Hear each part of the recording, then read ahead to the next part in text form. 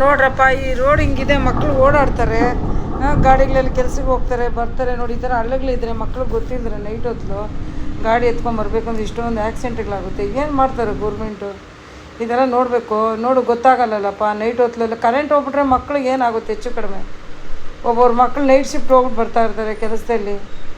ಈ ಥರ ಹಳ್ಳ ದಿನ್ನೆ ಇದ್ದರೆ ಮಕ್ಳಿಗೆ ಏನು ಗೊತ್ತಾಗುತ್ತೆ? ಮುಂದೆ ದೊಡ್ಡ ಗಾಡಿ ಹೋಗ್ತಾ ಇರ್ತೈತೆ, ಹಿಂದೆ ಜನ ಬರ್ತಾ ಇರ್ತಾರೆ, ಮಕ್ಕಳು ಗಾಡಿಯಲ್ಲಿ ಟೂ ವೀಲರಲ್ಲೆಲ್ಲ ಬರ್ತಾ ಇರ್ತಾರೆ. ನೋಡಿ ಈ ಥರ ಆದರೆ ತಂದೆ ತಾಯಿಗಳು ಕಾಯ್ತಾ ಇರ್ತಾರೆ ಮನೇಲಿ ಮಕ್ಕಳು ಬರಬೇಕು ಅಂತ. ಈ ಥರ ಆಗಿದೆ. ಗೌರ್ಮೆಂಟ್ ಅವ್ರು ನೋಡಬೇಕಿತ್ತು, ಫಸ್ಟು ರೆಡಿ ಮಾಡಿಸ್ರಿ. ನೋಡ್ರಪ್ಪ ಈ ಲಾಸ್ಟ್ವರೆಗೂ ವೀಡಿಯೋ ನೋಡಿ. ಆ ಹುಡುಗ ಮುಂದೆ ಹೋಗ್ತಾ ಇರ್ತಾನೆ, ಮಗು ಗೊತ್ತೇ ಆಗಲ್ಲ. ಮುಂದೆ ಹೋಗ್ತಾ ಹೋಗ್ತಾ ನೋಡು ಆ ಹುಡುಗ ಎದ್ದು ಈ ಥರ ಹೆಚ್ಚು ಕಡಿಮೆ ಆದರೆ ಹೆಂಡತಿ ಮಕ್ಕಳಿರ್ತಾರೆ, ತಂದೆ ತಾಯಿ ಇರ್ತಾರೆ, ಚಿಕ್ಕ ಪುಟ್ಟ ಮಕ್ಕಳಿರ್ತವೆ. ಈ ಥರ ಹೆಚ್ಚು ಕಡಿಮೆ ಏನು